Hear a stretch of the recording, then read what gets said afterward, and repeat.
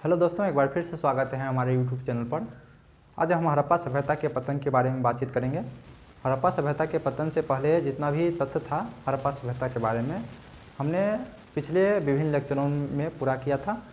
आज हम हड़प्पा सभ्यता के पतन के बारे में बातचीत करेंगे कि हड़प्पा सभ्यता के पतन के पक्ष में कितने विद्वानों ने कौन कौन से मत दिए हैं और उसके विरोध में क्या क्या मत रहा है, उसके बारे में भी बातचीत करेंगे कि हड़प्पा सभ्यता के जो पतन हुआ है, ये पतन आज के समय में भी अभी भी क्या है कि साहित्यिक साक्ष्य उपलब्ध नहीं हो पाया है, तो इसलिए हम पुरातात्विक साक्ष्य के ऊपर पूरी तरीके से निर्भर हैं कि पुरातात्विक साक्ष्य के अनुसार ही हम क्या करें कि उस सभ्यता का वर्णन कर रहे हैं।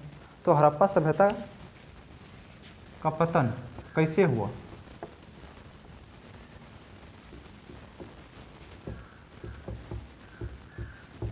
पहले क्या कहा जाता था कि पतन के संदर्भ में, हड़प्पा सभ्यता के पतन के संदर्भ में कहा जाता था कि हड़प्पा सभ्यता का अंत या निधन जैसे शब्द का प्रयोग किया जाता था कि ये सभ्यता का ही अंत हो गया है।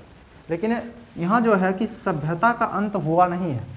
अब सभ्यता का अंत कैसे नहीं हुआ है, इसके बारे में कैसे कहेंगे कि सभ्यता का अंत नहीं हुआ है? जैसे कि हड़प्पा सभ्यता में जो जो चीज़ मिलती थी उस समय में, वो मूर्ति हो या मूर्ति के रूप में आप जितना भी खिलौना देख रहे हैं वो हो, चित्रकारी हो या स्वास्थ्यिक चिन्ह आप ले लीजिए, वो वर्तमान समय में भी क्या है कि भारतीय समाज में फलते फूलते रहे हैं। और तो ऐसा है कि सभ्यता का अगर पतन हो जाता, पूरी तरह से सभ्यता का ही पतन हो जाता, तो वो वर्तमान समय में हमारे भारतीय समाज में देखने को नहीं मिलता। जैसे पाशुपति शिव की पूजा हो गया, उसके बाद वृषभ की पूजा, ऐसा माना जाता है कि वृषभ का पूजा भी उस समय होता था। वर्तमान समय अभी भी अगर बैल, जो बसा बैल कहा जाता है, कि उसको देखने के बाद हिंदू समाज के लोग उसी अदब से पेश आते हैं ना। तो वर्तमान समय अभी भी देखने को मिलता है कि उस समय जो सभ्यता में चलती आ रही थी हड़प्पा सभ्यता में, वो वर्तमान समय में भी देखने के लिए आ रही है। जैसे मृदभान हो गया, वो वर्तमान समय में भी आपको गांव में देखने को मिल जाएगा।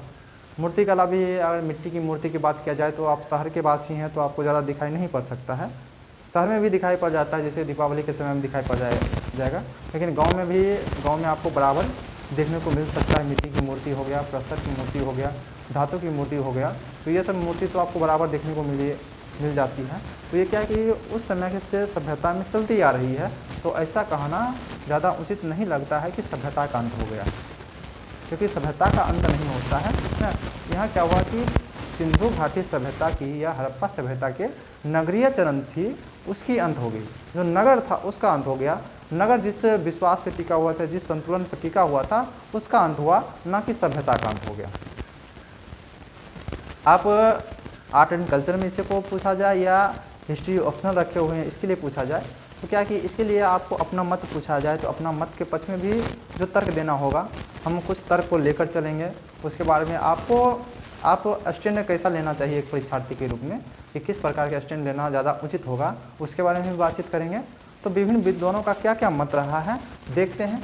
तो सबसे पहले कि पतन जो हम कहते हैं कि जैसे मोहनजोदड़ो हो गया, तो मोहनजोदड़ो में ऐसा देखा गया कि मोहनजोदड़ो का जो उत्थान है वो 2200 ईसा पूर्व के लगभग होता है और उसके बाद 2000 ईसा पूर्व के लगभग उसकी अवसान हो जाती है।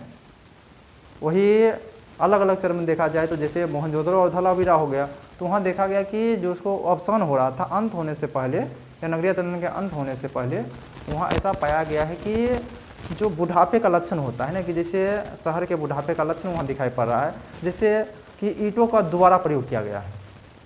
जो ईंटें पुरानी नगर निर्माण में पुरानी ईंटों का प्रयोग किया जा रहा है। नगरीय जो शिल्प थी, नगरीय सभ्यता में जो शिल्प थी, उसका धीरे धीरे पतन की ओर दिखाई पड़ा कि न शिल्प का उतना ज़्यादा निर्माण हो नहीं रहा है, सड़क पर ट्रैफिक बहुत ज़्यादा है। इसके आधार पर कहा जा सकता है कि वो बुढ़ापे के लक्षण दिखाई पड़ रहा है। वर्तमान सभ्यता में भी, वर्तमान काल में भी देखिए शहर में कितना ज़्यादा ट्रैफिक हो गया है, कुछ पुराने सामान का भी इस्तेमाल किया जा रहा है। तो उस समय के सभ्यता से आज के सभ्यता में भी ये सभी चीज़ सीख लेनी चाहिए कि पतन उस समय कैसे हो गया, ये पतन उस समय सभ्यता का पतन कैसे हो गया, उससे आज के सभ्यता का सीख लेना चाहिए। और आज के समय के सभ्यता के अनुसार ही पुराना का वर्णन किया जाता है। उसके बाद कालीबंगा और बनावली का लिया जाए तो इसमें क्या है कि इन दोनों में जो साक्ष्य प्रस्तुत हुए हैं, ऐसा लग रहा है कि इन दोनों का जो अवसान हुआ था वो यौवनावस्था में ही हो गया था, यानी शुरुआती चढ़ ही रहा था, उसी समय इसका अवसान हो गया। सभ्यता का अंत हुआ नहीं है, यहाँ नगरीय चरण का अंत हुआ है। अभी तुरंत हम कुछ दिन में बताएंगे उप सिंधु संस्कृति, जो उसी क्षेत्र में क्या हुआ है कि सभ्यता का विकास हुआ है फिर से, जिसको उप सिंधु संस्कृति या हड़प्पोत्तर संस्कृति कहा जाता है। तो सभ्यता का अंत नहीं हुआ है, यहाँ नगरीय चरण का अंत हुआ है। ये भी आप दर्शाने का कोशिश करेंगे, जिससे प्रश्न रह सकता है कि हड़प्पा सभ्यता का पतन नहीं हुआ, बल्कि नगरीय चरण का पतन हुआ है। अपने मत के पक्ष में तर्कपूर्ण उत्तर दीजिए, या इस मत के पक्ष में तर्कपूर्ण उत्तर दीजिए। तो ये आंसर आप लिख सकते हैं। तो जैसे अब कहते हैं कि विभिन्न विद्वानों का मत क्या क्या रहा है, तो विभिन्न विद्वानों में पहला विद्वान जो है वो है मार्टिमर व्हीलर। मार्टिमर व्हीलर का कहना था कि हड़प्पा सभ्यता का पतन जो है वो आर्य आक्रमण के द्वारा हुआ है। कहा ये आर्य के द्वारा जो आक्रमण किया गया था उसके द्वारा ही क्या हुआ, इस सभ्यता का पतन हुआ है। उन्होंने पुरातात्विक साक्ष्य कुछ प्रस्तुत किए। पुरातात्विक साक्ष्य में दिखाया कि 26 नरकंकाल, और ये मोहनजोदड़ो से मिला है उनको। उसके बाद है कब्रगाह। कब्रगाह एच संस्कृति के बारे में आप जानते होंगे।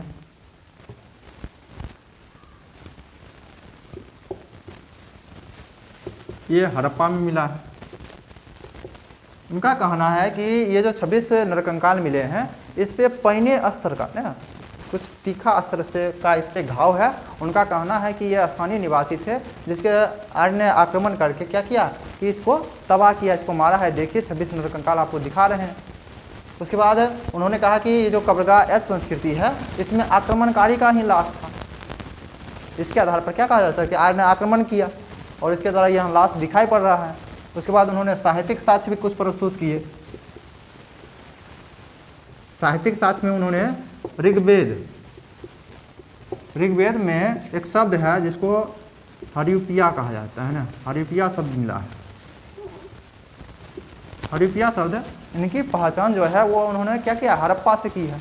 ये जो हरियुपिया था यही हड़प्पा था। और उन्होंने जो दूसरा अति किया है वो इंद्र के लिए ऋग्वेद में पुरंदर शब्द का प्रयोग किया गया है। पुरंदर शब्द का प्रयोग किया गया है। तो इसके आधार पर वो कहते हैं कि ये जो पुरंदर शब्द यानी किलों का भंजक इसको कहा गया है। तो ये जो इंद्र ही था ये दोषी था। इन्होंने क्या किया कि आर्य आक्रमण हुआ था, उनका नेता इंद्र था, जिन्होंने क्या किया कि वहाँ के जो हम हड़प्पा सभ्यता में जो वर्णन मिल रहा है किले का, दुर्ग का, इन्होंने ही तोड़ा है। तो ये तो अपने मत में तो पूरी तरह से सेटिस्फाइड नजर आए। लेकिन इनके विरोध में क्या तर्क दिया गया, देखते हैं विरोध कैसे हुआ इसका। तो विरोध में कहा गया कि 26 नरकंकाल जिसपे पैने अस्त्र का साक्ष्य है, तो इतनी बड़ी जनसंख्या में आप कह रहे हैं कि 26 नरकंकाल दिखा रहे हैं। अब बताइए, इतना बड़ा सभ्यता का अंत हो गया और इसमें आप 26 नरकंकाल ही दिखा रहे हैं, तो इसके आधार पर कैसे कहा जा सकता है कि खाली 26 को आदमी को मारने के बाद सभ्यता का अंत हो गया। और आप जो कब्रगाह एच संस्कृति की बात कर रहे हैं, तो कब्रगाह एच संस्कृति उस समय का है ही नहीं, ये तो बाद की संस्कृति है। बाद की संस्कृति में ये हम उप सिंधु की संस्कृति की बात करेंगे तो उसमें कब्रगाह एच संस्कृति की भी बात करेंगे। ये तो बाद की संस्कृति है, उस समय की संस्कृति है नहीं। तो हम कैसे कह सकते हैं कि भाई ये आक्रमणकारी का ही लाश था। और ये जो आप पैना अस्त्र दिखा रहे हैं, ये कैसे पता चलेगा कि ये आक्रमणकारी ही मारा है कि स्थानीय आदमी ने मारा है उसको, ये तो पता चलता नहीं है। उसके बाद आपने ये ऋग्वेद में कहें कि हरियुपिया और इंद्र के लिए पुरंदर शब्द का जो प्रयोग किया गया इसके आधार पर बता रहे हैं, तो इसके आधार पर जान लीजिए कि ऋग्वेद जो है एक समय का वर्णन नहीं किया गया है। ये एक किसी विशेष समय में ये इसको संग्रहित नहीं किया गया है, ये कई कालों में संग्रहित किया गया था, संहिताबद्ध इसको किया गया है। तो ऋग्वेद जैसे साहित्य पर उतना भरोसा नहीं किया जा सकता है। ऋग्वेद जैसे साहित्य पर, क्योंकि एक काल का वर्णन तो है नहीं, तो ऋग्वेद। और अगला बात यही है कि दोनों सभ्यताओं के बीच में क्योंकि 1500 ईसा पूर्व से लगभग शुरुआत होती है, यहाँ 1800, 1900 और 1800 में ही इसका अवसान हो जाता है। लगभग 300-400 का अंतर है दोनों सभ्यताओं के बीच में। तो आप कैसे कह सकते हैं कि इस सभ्यता का जो अंत है क्या हुआ, आर्य आक्रमण के द्वारा हुआ था। तो कुछ विद्वानों का मानना है कि मार्टिमर व्हीलर जो एक ब्रिटिश विद्वान है, तो ये सबसे पहले एक सेनापति थे कि उस कहीं युद्ध हो रहा था, उसका सेनापति था। लगभग 1944 में इनको भारतीय आर्कियोलॉजिकल सर्वे ऑफ इंडिया का क्या किया, इनको अध्यक्ष बना गया, इनको कमांड में दे दिया गया। तो आते ही ये आर्य आक्रमण का थ्योरी दे डाली। तो क्योंकि युद्ध के क्षेत्र से आए थे तो युद्ध की बात इन्होंने कर दी। विद्वानों का मानना ऐसा है कि आर्य आक्रमण के द्वारा ये जो मार्टिमर व्हीलर है ये ब्रिटिश आधिपत्य को सही ठहराने का प्रयास कर रहे हैं। यानी शुरू से ही हमारी सभ्यता पर विदेशी व्यक्तियों ने आक्रमण किया था। जैसे आर्य ने आक्रमण किया था तो आर्य ने आक्रमण किया, उसी प्रकार हम भी यहाँ आए हैं शासन करने के लिए, क्योंकि आर्य ने आक्रमण करके यहाँ शासन किया, हम भी शासन करेंगे, हमारा शासन भी ठीक है। तो इसलिए इन्होंने क्या किया, ये विरोध में भी आप तर्क लिख सकते हैं कि इस पर विश्वास नहीं किया जा सकता, इस पर विश्वास नहीं, कैसे नहीं विश्वास किया जाता, क्योंकि परिणाम का किसका घाव पता नहीं है, और 26 व्यक्ति के लाश के आधार पर आप ऐसा कह नहीं सकते हैं। ये तो बाद की संस्कृति है और इस पर ऋग्वेद पर हम उतना भरोसा कर नहीं सकते, क्योंकि एक समय में यह संग्रहित किया नहीं गया था, संहिताबद्ध किया नहीं गया था। तो ये था मार्टिमर व्हीलर का मत। आप सीधे पढ़ते होंगे कि आर्य आक्रमण इन्होंने सिद्धांत दिया था, लेकिन इसके पक्ष में भी क्या उन्होंने तर्क दिया और विद्वानों ने उनके विरोध में भी क्या तर्क दिया, इसके बारे में भी आपको जान लिए। दूसरा विद्वान दूसरी तरफ आता है पर्यावरण का मामला।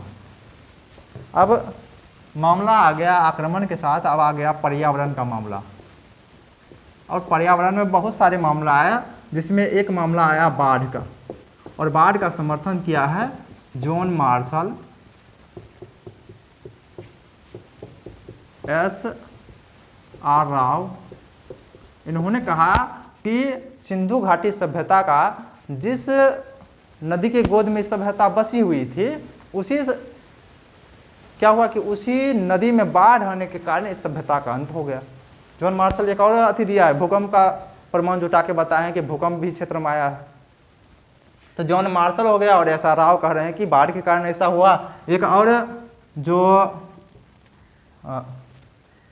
इतिहासकार हैं जिनका नाम है M.R. साहनी, ये इनका कहना है कि बाढ़ नहीं था, ये एक विशेष प्रकार का जल उत्प्लावन था।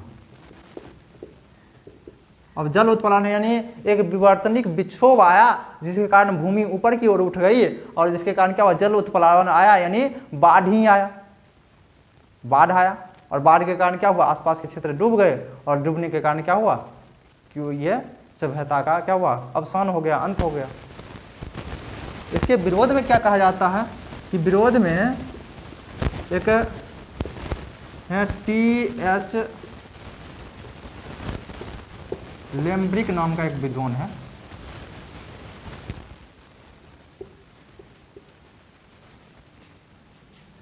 T.H. लेम्ब्रिक नाम का एक विद्वान है, जिन्होंने क्या कहा है कि इनका विरोध किया है कि ऐसा कैसे हो सकता है कि किसी भी अगर जल उत्प्लावन आता है, किसी भी क्षेत्र में जल उत्प्लावन आता है, तो जल अपना क्या होता है, मार्ग खुद ढूंढ लेता है। जल अपना मार्ग खुद ढूंढ लेता है, तो इसके आधार पर कैसे कह सकते हैं जल अपना मार्ग खुद ढूंढ लेगा तो उस क्षेत्र में बाढ़ कैसे आएगा। बाढ़ आएगा तो कुछ देर के लिए आएगा, उसके बाद जल अपना मार्ग खुद ढूंढ के बाहर निकल जाएगा। तो बाहर निकल जाएगा तो सभ्यता का अंत कैसे हम कह सकते हैं कि जल बाढ़ के कारण ऐसा हुआ है। तो बाढ़ से अब क्या हुआ कि धीरे धीरे जो पक्ष है, इसके अंत होने का पक्ष जो है, वो धीरे धीरे जो है वो जल की कमी की ओर मुड़ गया। और सबसे पहले इन्होंने ही कहा कि जल की कमी के कारण क्या हुआ, इस सभ्यता का अंत हुआ है। T.H. लेम्ब्रिक जो है, इनका कहना था कि जल की कमी के कारण क्या हुआ, इस सभ्यता का अंत हुआ है। और इनका समर्थन जो है वो विष्णुमित्र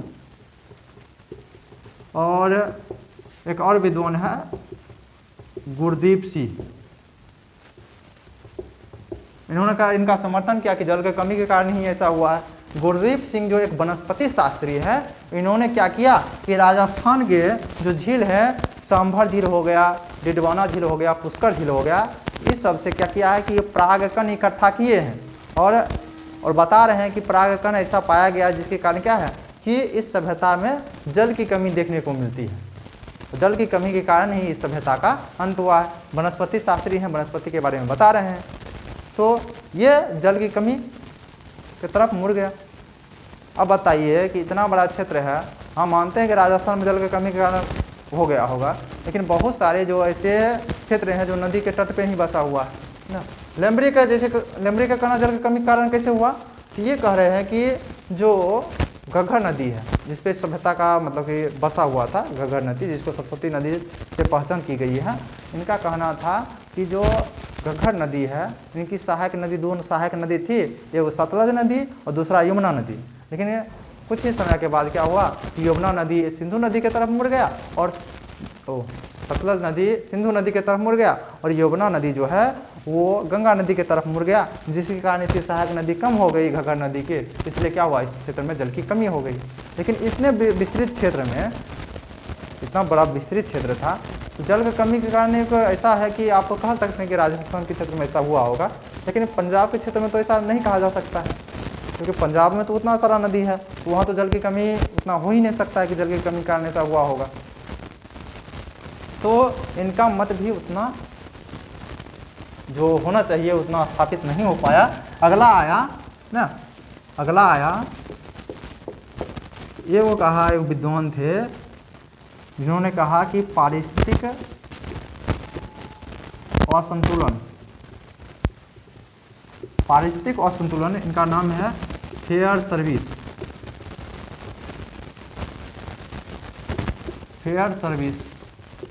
फेयर सर्विस महोदय का मानना है कि पारिस्थितिक असंतुलन के कारण ही क्या हुआ, इस सभ्यता का अंत हुआ। यानी इस नगर में इतना ज़्यादा जनसंख्या हो गया जिसके कारण क्या हुआ कि उस क्षेत्र में जितना संसाधन होता है, संसाधन का अत्यधिक दोहन हुआ, जिसके कारण जो पारिस्थितिक असंतुलन हो मतलब कि बना हुआ था उसमें असंतुलित अवस्था आ गई, जिसके कारण सभ्यता का अंत हो गया। लेकिन विद्वानों ने इनके विरोध में कहा कि उस समय की जनसंख्या लगभग प्रति वर्ग मील 6 व्यक्ति था, तो इतना कम जनसंख्या में आप कैसे कह सकते हैं कि पारिस्थितिक असंतुलन हुआ होगा। पारिस्थितिक असंतुलन जो है वो लगभग बाद में आया है, क्योंकि जब दुनिया में पारिस्थितिक असंतुलन की बात होने लगी तो हम लोग क्या हुआ कि विद्वानों ने अतीत में जाकर उसको देखा और दुनिया में हो रहा था, इसीलिए उन्होंने ये थ्योरी दे डाली कि पारिस्थितिक असंतुलन के कारण ही उस सभ्यता का अंत हुआ होगा। वर्तमान समय के सभ्यता को ही बचाया जाए, क्योंकि यहाँ भी पारिस्थितिक असंतुलन हो गया तो यहाँ के नगर का भी अवसान हो जाएगा। तो इनके मत भी ज़्यादा प्रचलित, क्योंकि उस समय से था नहीं, जब से पारिस्थितिक असंतुलन दुनिया में विश्व में बात होने लगी उस समय से, उसी समय के बाद इन्होंने ये मत डाल ना, इनका मत ज़्यादा प्रसिद्ध हुआ। पारिस्थितिक असंतुलन के बाद कुछ और मत है, जैसे नया एक मत आया है मानसून का पश्चिम की ओर खिसकना।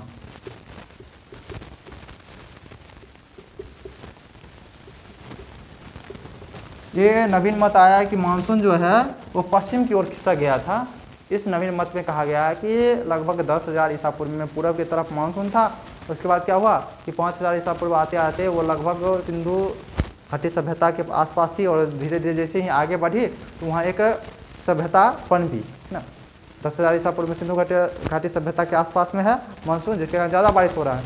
जैसे ही थोड़ा सा पश्चिम की ओर घसका मानसून तो क्या हुआ कि उस क्षेत्र में अस्थायी निवास करने की जो परिस्थिति है वो बन पाई, और उसके बाद धीरे धीरे क्या हुआ कि धीरे धीरे ज़्यादा दूर निकल गई मानसून और थोड़ा पश्चिम की ओर बढ़ गई, जिसके कारण क्या हुआ कि इस सभ्यता का जल की कमी के कारण अंत हो गया।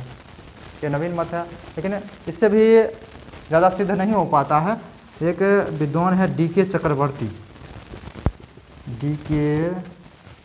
चक्रवर्ती, इनका कहना है कि नगर तथा ग्रामीण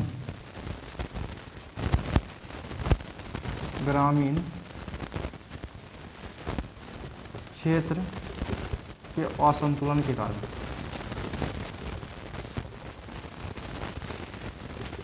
यानी जिस पे नगर टिका हुआ था, यानी ग्रामीण क्षेत्र के अधिशेष पर नगर टिका हुआ था, लेकिन दोनों में क्या हुआ कि असंतुलन होने के कारण ही क्या हुआ है कि इस सभ्यता का अंत हो गया। ये थोड़ा ज़्यादा स्थापित मत लगता है, क्योंकि ग्रामीण क्षेत्र के अधिशेष पे ही नगर का वास होता है ना, नगर क्या करता है कि अधिपत्य जो है ग्रामीण क्षेत्र में जो कृषि है, जो भी अधिशेष होता है उस पर अधिपत्य जमा लेता है, और अधिपत्य जमा के क्या करता है, नगर का विकास कर पाता है। जो शासक वर्ग के लोग होते हैं वो क्या करते हैं कि आसपास की जनताओं से ही कर इकट्ठा करके नगर का विकास करते हैं। वर्तमान समय में भी सरकार में आपको यही देखने को मिलेगा कि जितना भी जनता है उससे कर लिया जाता है, और कर लेने के बाद सरकार को स्थापित किया जाता है। तो असंतुलन के कारण हो गया। एक और विद्वान थे श्रीन रत्नागर, इनका मानना था कि मेसोपोटामियाई व्यापार का अंत,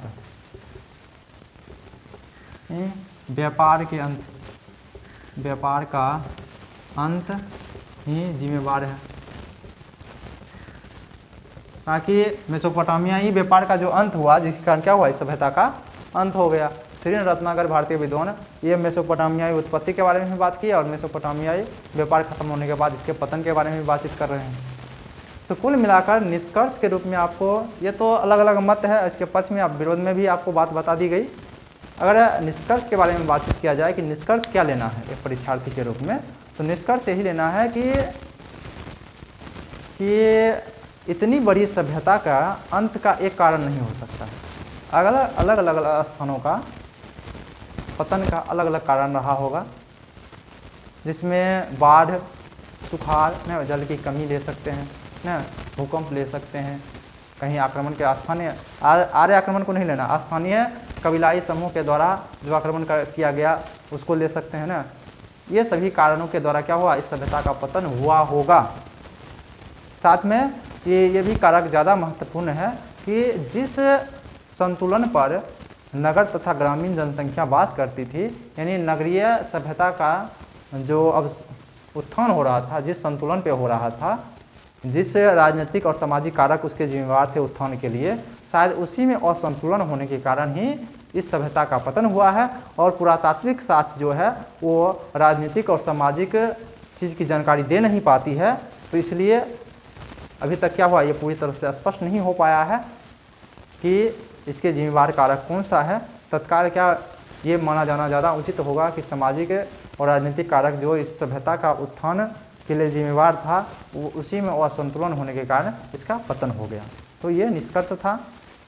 इसमें थोड़ा भी व्यवधान होगा, राजनीतिक कारक हो या सामाजिक कारक हो। वर्तमान समय के सरकार में भी थोड़ा सा व्यवधान होगा, तो क्या होगा कि किसी भी देश का पतन हो सकता है। सरकार अगर ठीक से नहीं चलता है तो देश का पतन, देश में नगर का विकास होगा ही नहीं। वर्तमान समय में भी आप देख सकते हैं अगर सरकार निकम्मा आ जाएगा तो नगर का विकास नहीं होगा।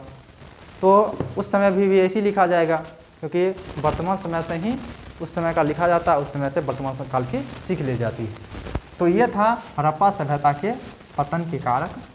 अब हम देखेंगे हड़प्पा सभ्यता के बाद की संस्कृति के बारे में।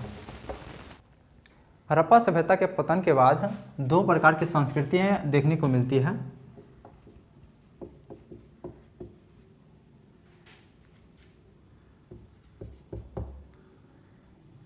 इसके बाद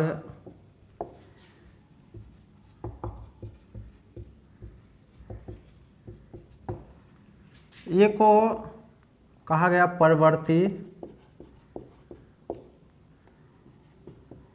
हड़प्पा संस्कृति, या इसको कहा जाता है उप सिंधु संस्कृति। इसी को कहा जाता है हड़प्पोत्तर संस्कृति कहा जाता है। उसके बाद दूसरा कहा जाता है अन्य ताम्र पाषाणिक संस्कृति। ये दो प्रकार की संस्कृति का विकास जो है भारत में देखने को मिलता है। परवर्ती हड़प्पा संस्कृति ये 1900 से लेकर लगभग 1300 ईसा पूर्व तक देखा जाता है इसको। ये भी माना जाता है कि 1900 से ही, ऐसे इससे पहले भी आप मान सकते हैं, इससे पहले भी इसका साक्ष्य देखने को मिलता है 1100 ईसा पूर्व।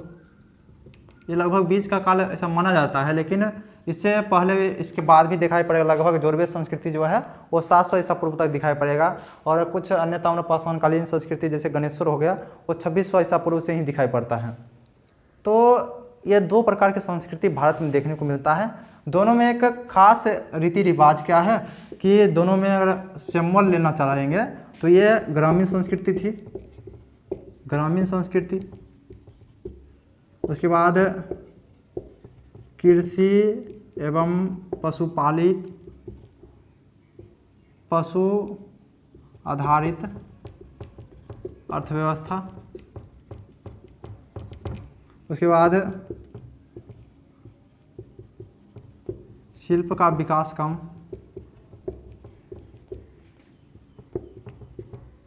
ईंट का साँच नहीं, कहीं कहीं मिल जाता है, जैसे कि लाल किला नामक जगह है उत्तर प्रदेश में, वहाँ ईंट का साँच मिलता है ना। तो ये सभी दिखाई पड़ेगा। ग्रामीण संस्कृति है मृदभांड का भी यहाँ दिखाई पड़ेगा, मृदभांड आधारित संस्कृति। तो ये सभी संस्कृति उस समय के समाज में दिखाई पड़ेगा, जैसे कि व्यापार का साँच भी नहीं मिलता है, सुदूर व्यापार का साँच नहीं। ये दोनों कॉमन बात है दोनों संस्कृति में। तो दोनों में अंतर क्या है? जो परवर्ती हड़प्पाई संस्कृति या जिसको उप सिंधु संस्कृति कहा जाता है, इसका विकास जो है, जिस क्षेत्र में हड़प्पा सभ्यता का विकास हुआ था उसी क्षेत्र में जितना भी संस्कृति का विकास हुआ उसको कहा गया उप सिंधु संस्कृति। इसका उदाहरण जैसे लेना है, जैसे हो गया झूकर संस्कृति, झूकर संस्कृति या झूखर संस्कृति लिखा जाता है, झूकर या झूखर संस्कृति लिखा जाता है। उसके बाद दूसरा संस्कृति जो है, ये को ही कर लीजिए, दूसरा संस्कृति जैसे कब्रगाह एच संस्कृति हो गया, कब्रगाह एच संस्कृति।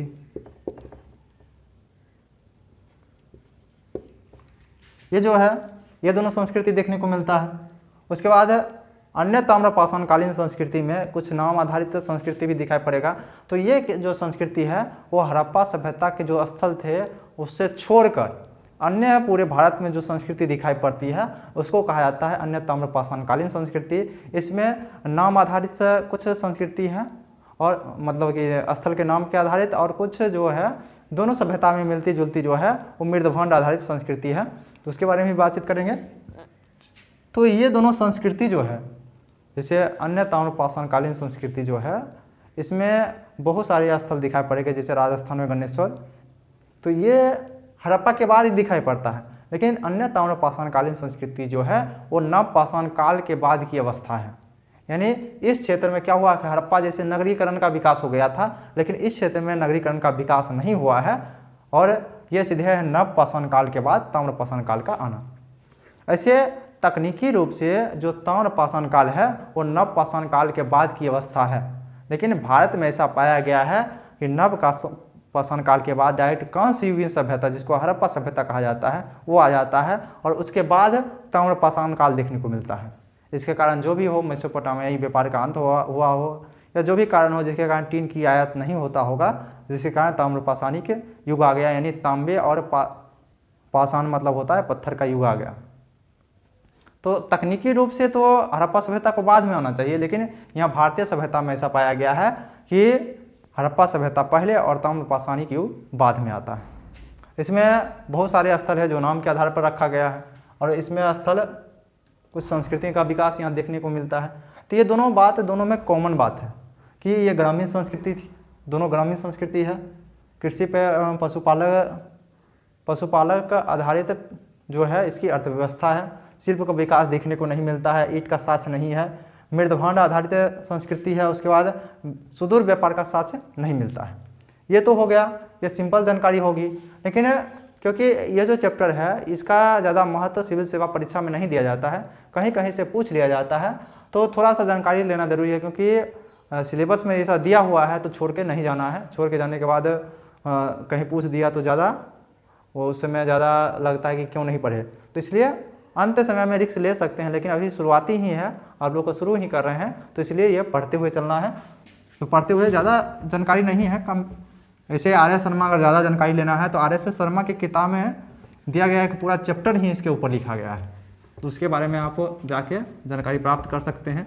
साहित्यिक साक्ष्य है नहीं, जो भी है पुरातात्विक साक्ष्य है वो भी ज़्यादा मात्रा में उपलब्ध नहीं हो पाया है, जिसके कारण इसमें ज़्यादा जानकारी का साक्ष्य नहीं मिल पाता है। कुछ स्थल आधारित सभ्यता है, स्थल के नाम आधारित संस्कृति। इस संस्कृति में आता है, पहला आता है गणेश्वर। गणेश्वर ये राजस्थान में है, राजस्थान में है और ये लगभग 2600 ईसा पूर्व से लगभग शुरू होता है, यानी सबसे पहला नाम आधारित सभ्यता ये है। उसके बाद आता है आहार, और इसका स्थानीय केंद्र जो है ये भी राजस्थान में ही है, और इसका स्थानीय केंद्र जो है वो है गिलुंद, क्योंकि आहार का खुदाई पहले हुआ था इसलिए इसकी जो नाम दिया गया है वो आहार दिया गया है। और इसका स्थानीय जो स्थल है वो गिलुंद है, गिलुंद से ही ज़्यादा साक्ष्य मिला है। ये लगभग हड़प्पा सभ्यता के समांतर ये ताम्रपाषाणकालीन सभ्यता चल रही थी। उसके बाद है अगला आता है कायथा। कायथा ये जो है ये एमपी में पड़ता है, यानी मध्य प्रदेश में पड़ता है, और इसका जो स्थानीय स्थल है वो एरन कहलाता है। एरन नामक स्थल जो है यहाँ से इसका साक्ष्य ज़्यादा मिला है। ये कायथा संस्कृति हो गया, सब में संस्कृति आप लिखा दीजिए। गणेश्वर संस्कृति हो गया, आहार संस्कृति हो गया, कायथा संस्कृति हो गया। उसके बाद है मालवा संस्कृति हो गया। मालवा संस्कृति ये भी एमपी में पड़ता है। इसका भी स्थानीय कुछ स्थल है जिसको कहा जाता है नाबदा टोली। यहाँ से अनाज का सर्वाधिक अनाज का साक्ष्य मिला है, सर्वाधिक अनाज का साक्ष्य। ये हो गया मालवा संस्कृति। उसके बाद सबसे अंतिम आता है जोरवे संस्कृति। जोरवे संस्कृति जो है ये महाराष्ट्र में पड़ता है, और इनका जो स्थल है वो है इनाम गांव। उसके बाद दैमाबाद। ये दैमाबाद जो है इसमें हड़प्पा के कुछ लक्षण भी दिखाई पड़ते हैं, कांस्ययुगीन लक्षण दिखाई पड़ते हैं। और नेवासा, ये सभी स्थल जो है वो जोरवे संस्कृति से है। तो ये जो क्रम लिखाया गया है ये ठीक इसी क्रम में, अगर क्रम में दर्शाने के लिए भी पूछ दिया जाए तो सबसे पहले गणेश्वर का साक्ष्य मिलता है, उसके बाद आहार का साक्ष्य मिलता है, कायथा का साक्ष्य मिलता है, मालवा संस्कृति का साक्ष्य मिलता है और जोरवे संस्कृति का साक्ष्य मिलता है। अब साक्ष्य मिलने की बात है, जैसे भूमि है तो उसकी खुदाई की गई, जैसे 1 मीटर खुदाई की गई। खुदाई करने के बाद जैसे यहाँ से क्या होगा, पूरा पाषाणकालीन साक्ष्य मिलेगा, यहाँ से नव पाषाणकालीन, पूरा पाषाणकालीन, मध्य पाषाणकालीन, नव पाषाणकालीन साक्ष्य मिलेगा ना। उसके बाद कहीं हड़प्पा का साक्ष्य मिल सकता है तो कहीं यहीं पर ताम्रपाषाण काल का साक्ष्य मिल सकता है ना। तो ये स्थल हो गया। उसके बाद जैसे जैसे ऊपर की ओर बढ़ेगा तो आधुनिक काल तरफ, क्योंकि मिट्टी का अब जैसे घर बनाते हैं तो धीरे धीरे उसमें मिट्टी भराते जा रहे हैं, तो उसके आधार पर भी जैसे परत दर परत बनते जा रहा है, उसके आधार पर उस समय के वस्तु के आधार पर ही उस सभ्यता का नामांकन किया जाता है, और नामांकन करने के बाद उस सभ्यता की जानकारी प्राप्त की जाती है। तो हड़प्पा स्थल मिल जाएगा, उसके बाद दिखाई पड़ता है ताम्रपाषाणकालीन स्थल। तो यह परत के अनुसार ही क्या किया जाता है कि इसका उत्खनन किया जाता है, और जिस प्रकार उत्खनन हो जाए उसी के आधार पर क्या किया जाता है, इस सभ्यता का वर्णन किया जाता है। तो ये सभी, और इस समय भी लक्षण होगा वही पशुपालक, कृषि आधारित अर्थव्यवस्था, ग्रामीण संस्कृति है ना। इसमें कुछ जो है ये इनाम गांव है, दैमाबाद है, ये जो स्थल है ये स्थल जो है ये नगरीकरण की अवस्था तक पहुंच चुका था, इसलिए दैमाबाद में हड़प्पाई चरण में रखा जाता है इसको, दैमाबाद का। और ये जो है जोरवे संस्कृति सबसे बड़ा स्थल था, दैमाबाद ही स्थल है इसका, जो 20 हेक्टेयर में लगभग ये बसा हुआ था। बहुत बड़ा क्षेत्र में लगभग 4000 जनसंख्या यहाँ निवास करती थी। तो ये बहुत विस्तृत क्षेत्र में देखने को मिलता है दैमाबाद। तो ये क्रमबद्ध रूप से लिखा ही गया है, अगर मिलान करने के लिए भी दिया जाए तो मिलान भी आप क्रमबद्ध रूप से कर सकते हैं। इसके बाद भी कुछ मृदभांड आधारित संस्कृति आती है।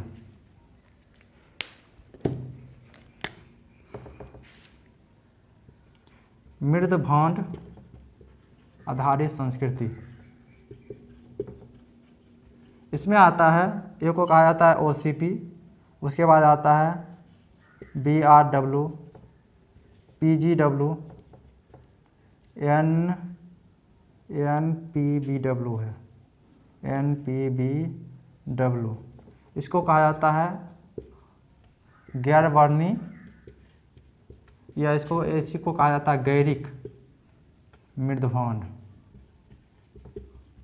संस्कृति, इसी को कहा जाता है गेरुआ रंग का। जैसे अगर मिट्टी सिर्फ पकाएंगे तो गेरुआ रंग दिखाई पड़ता है।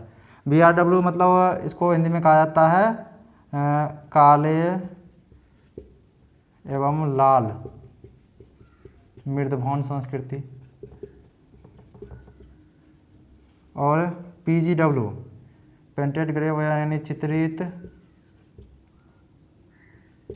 धूसर यानी मिट्टी नुमा चित्रित धूसर मृदभवन संस्कृति। और इसको कहा जाता है उत्तरी काली मृदभवन संस्कृति। इसका काल भी क्रम भी अलग अलग है। ये लगभग हड़प्पा सभ्यता में आपको हड़प्पा सभ्यता के समकालीन ये मृदभवन आपको मिल सकता है, यानी ये सभी स्थल में दिखाई पड़ेगा, हर स्थल में दिखाई पड़ेगा। और BRW हो गया, PGW हो गया, तो ये दोनों संस्कृति को लगभग वैदिक काल की मानी जाती है। ये वैदिक काल में ये इसकी लक्षण दिखाई पड़ेगी। और उत्तरी काली ये उत्तर वैदिक काल यानी लगभग महाजनपद काल के में दिखाई पड़ेगा, यानी लौह युग में दिखाई पड़ेगा। ये लौह युग के आगमन के बाद ये दिखाई पड़ता है। तो ये मृदभवन आधारित संस्कृति है। OCP संस्कृति हो गया, BRW हो गया, PGW हो गया, PBW हो गया। तो ये सभी मृदभवन आधारित, यानी मृदभवन यहाँ पे ज़्यादा साक्ष्य नहीं मिल पाता है, मृदभवन जो मिला है उसी के आधार पर क्या कहा जाता है, इसका वर्णन किया जाता है। जैसे वैदिक काल में वेद जो चारों वेद है उसके अनुसार लिखा जाता है, लेकिन साक्ष्य के पुरातात्विक साक्ष्य के रूप में ही मृदभवन ही मिल पाता है। मृदभवन के आधार पर ऐसा कहा जाता है कि जो महाभारत में जिसका वर्णन किया जाता है बड़े बड़े इमारत के बारे में, वैसा कहीं साक्ष्य मिलता ही नहीं है। तो ये सभी संस्कृति ये भी क्रमबद्ध रूप से ही लिखा गया है, क्रमबद्ध रूप से, यानी पहले OCP, BRW, PGW जो भी क्रमबद्ध रूप है, ऊपर वाला भी क्रमबद्ध रूप से ही लिखा गया है। अगर मिलान करने के लिए भी होगा कि या क्रमबद्ध रूप से करने के लिए भी होगा तो आप कर पाइएगा। तो अब कहा जाता है, प्रश्न रह सकता है कि हड़प्पा सभ्यता में ना ये जो ताम्रपाषाण कालीन जो कैथोलिक युग कहा जाता है, तो इस काल में मृदभवन आधारित संस्कृति का क्या महत्व है। तो इस सब के बारे में चर्चा करते हुए बताना है कि इस समय ज़्यादा साक्ष्य मिल नहीं पाता है, और मुख्य रूप से हम मृदभवन पे आधारित ही क्या करते हैं कि उस समय के सामाजिक और आर्थिक स्थिति को बताते हैं ना। राजनीतिक स्थिति तो इससे पता नहीं चलने वाली है, आर्थिक स्थिति भी सही से, आर्थिक स्थिति थोड़ा सा पता चल सकता है, सामाजिक स्थिति भी ज़्यादा नहीं पता चल पाता, धर्म की स्थिति पता नहीं चल पाता है, लेकिन जो भी स्थिति पता चल पाता है उसका जो साक्ष्य है, पुरातात्विक साक्ष्य जो है वो मृदभवन ही है। इसलिए हमें मुख्य रूप से जो भी ऊपर में लिखना है और बीच में ये दर्शाते हुए ये अपने आंसर को पूरा कर सकते हैं, क्योंकि मतलब कि कथा बनाना, बात को मतलब कि आगे बढ़ाना है, बिना दोहराए हुए बात को आगे बढ़ाना सबसे ज़्यादा मायने रखता है उत्तर लेखन करने में। ये नाम आधारित संस्कृति के आधार पर भी आप लिख सकते हैं। अगर ज़्यादा जानकारी का जैसा ज़्यादा महत्व का है नहीं चैप्टर, लेकिन ज़्यादा महत्व दिया नहीं जाता, महत्व है या नहीं है ये तो साक्ष्य के ऊपर निर्भर है, क्योंकि साक्ष्य भी ज़्यादा है नहीं, इसलिए ज़्यादा महत्व नहीं है। ज़्यादा हम विश्वास के साथ कुछ नहीं कह सकते कि सभ्यता के बारे में, लेकिन जो भी है अगर आपको ज़्यादा जानकारी लेना है तो इतना ही जानकारी मिलेगा। उस पुस्तक में आर्य शर्मा का जो है उसमें एक विशेष चैप्टर ही लिखा गया ताम्रपाषाण युगीन संस्कृति के बारे में। तो इसके बाद क्या होता है कि लौह युग की शुरुआत हो जाती है, तो ये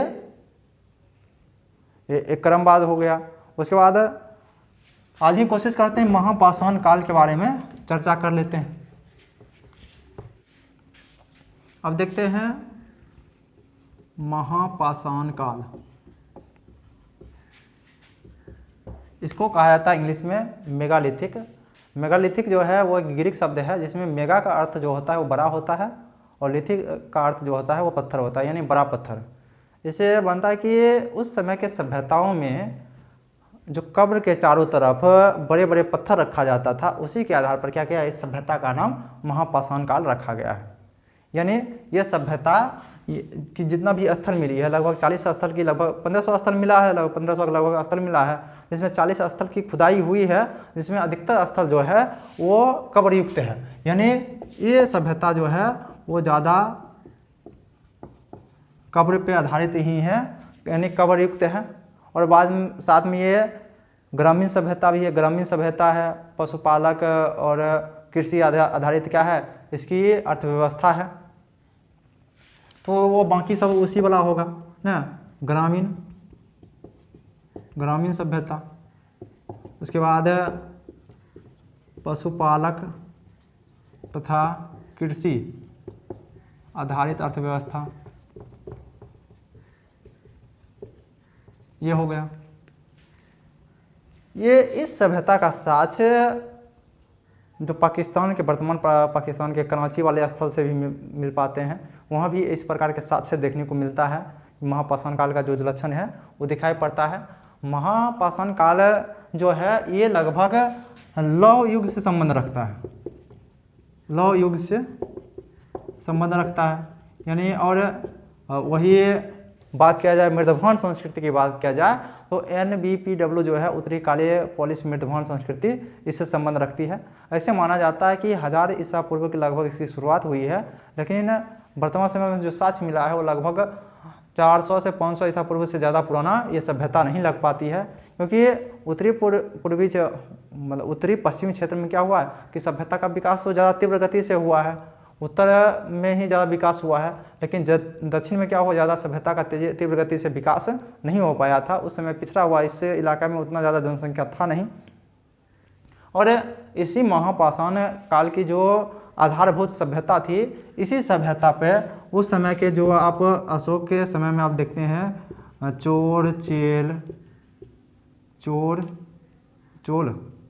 लिख रहे हैं, चोल, चेर और जो पांड्य राजा थे, ये राजा जो ऐसा कहा जाता है कि उत्तर महापाषाण काल में ही इस राजा का वहाँ पे दिखाई पड़ता है, शासनकाल दिखाई पड़ता है। उसके बाद जो भी आप तमिल सभ्यता की बात करते हैं, तेलुगु सभ्यता की बात करते हैं, उसके बाद सातवाहन काल आप पढ़ेंगे, सातवाहन काल, उसके बाद मराठा, तो ये सभी जो आधार है वो आधार महापाषाण कालीन है। और जो हम सुदूर दक्षिण का इतिहास जब पढ़ेंगे तो इसकी चर्चा आएगी।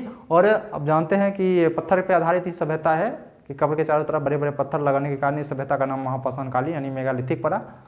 कहीं कहीं मतलब कि मिट्टी के पकाए हुए बर्तन में भी सप दफनाया जाता था।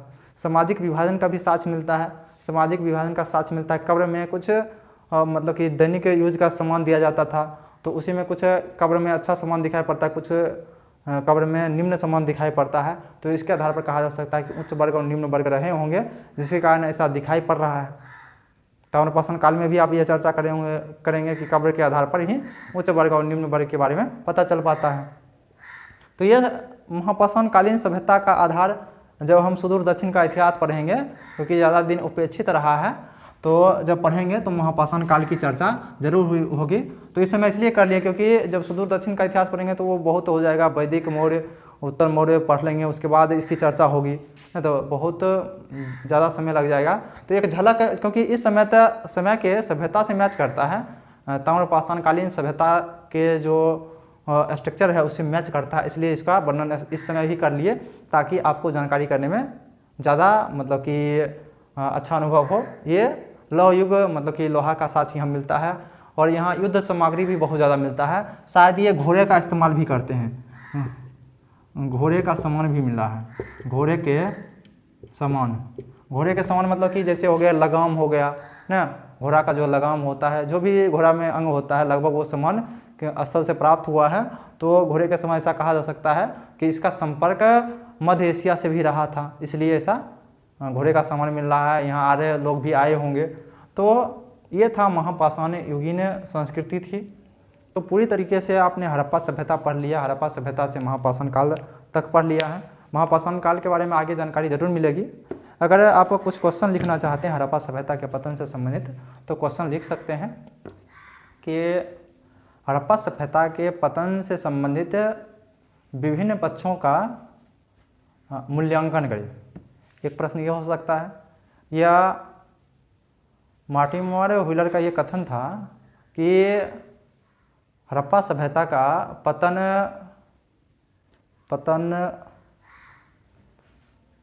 दीर्घकृत, क्रमिक और दीर्घकृत रहा होगा, लेकिन अंत जो था वो विध्वंसात्मक था। तो क्या आप ये मत से सहमत है? अपने मत के पक्ष में उत्तर दीजिए। या किसी पूछ लीजिए, जैसे डी.के. चक्रवर्ती जो कह रहे हैं कि नगरीय और ग्रामीण जनसंख्या का अधिफल, तो क्या करना कि इस उत्तर में क्या करना कि सबसे पहले तो शुरू में वही शुरू करना कि पुरातात्विक साक्ष्य के ऊपर ही निर्भर है, साहित्यिक साक्ष्य उतना नहीं मिल पाया है। और अंत में भी क्या करना है कि निष्कर्ष पे जरूर जाना है कि भाई ये जो मार्टिमर व्हीलर का हो कथन या फेयर सर्विस महोदय का कथन, किसी का कथन हो तो उसके बारे में बीच में चर्चा करना है, लेकिन अंत में निष्कर्ष पे लेकर वही जाना है कि भाई सभ्यता के बारे में ज़्यादा जानकारी मिल नहीं पाता है, लेकिन निष्कर्ष के रूप में आपको पहुंचना अगर होगा तो क्या कर सकते हैं कि यही बताना है कि इतनी बड़ी सभ्यता का अंत का एक कारण नहीं हो सकता है, विभिन्न कारण रहे होंगे, और जिसमें एक कारण ये भी हो सकते हैं, आर्य आक्रमण का भी बारे में बोल सकते हैं कि एक कारण ये भी हो सकते हैं अंत समय में। तो यहाँ आर्य आक्रमण को ज़्यादा महत्व नहीं देना है, इसमें बताना है कि आक्रमण किए होंगे भी तो स्थानीय जो ग्रामीण समूह के व्यक्ति थे उन्हीं के द्वारा इस पर आक्रमण किए गए होंगे। तो उत्तर भी लगभग आप लिख पाइएगा इसका। विभिन्न मत का परीक्षण भी कहा जाएगा, विभिन्न मत का परीक्षण कीजिए, आलोचनात्मक मूल्यांकन कीजिए।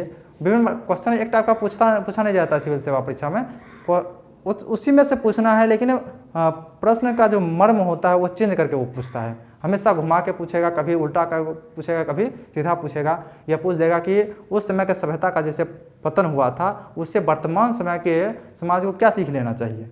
तो वही पतन का जो कारण था, पारिस्थितिक असंतुलन होगा, आक्रमण के द्वारा होगा, यानी युद्ध भी हो सकता है, तो युद्ध के द्वारा भी मतलब कि पूरे शहर का अंत हो सकता है। इस जो वर्तमान समय का जो आधुनिक काल का सभ्यता चल रहा है उसका अंत हो सकता है। पारिस्थितिक यानी ज़्यादा दोहन करेंगे उससे भी अंत हो सकता है।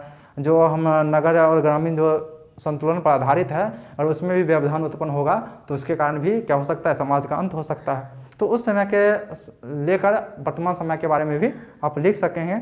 आशा है कि आप पूरा लिख भी लेंगे, क्योंकि विश्वास है हम जिन्होंने जितना समझाने की कोशिश किया उतना में ही आपका जो भी पतन संबंधित जो भी आएगा उत्तर आप लिख लेंगे। उसके बाद अगर उप सिंधु संस्कृति के बारे में पूछा जाएगा कि उप सिंधु संस्कृति से आप क्या समझते हैं, विस्तार पूर्वक बताइए, तो आप वही हड़प्पा सभ्यता के बारे में बाद में बताते हुए कि हड़प्पा सभ्यता के बाद हड़प्पाई क्षेत्र में जो भी ये स्थल मिले हैं वहाँ कुछ ग्रामीण संस्कृतियों का विकास देखा गया है जिसको उप सिंधु संस्कृति कहा जाता है। उसके बाद विभिन्न स्थलों का कुछ साक्ष्य लेते हुए दर्शाते हुए और उसका जो अंत में मर्म कुछ निकाल के बता देना है कि इसके आधार पर ऐसा कहा जा सकता है कि हड़प्पा सभ्यता का पतन नहीं हुआ बल्कि नगरीकरण का पतन हुआ था, और सभ्यता को वहाँ के उप सिंधु संस्कृति के बाद से ढोते हुए अभी वर्तमान समय तक ही आ रहे हैं।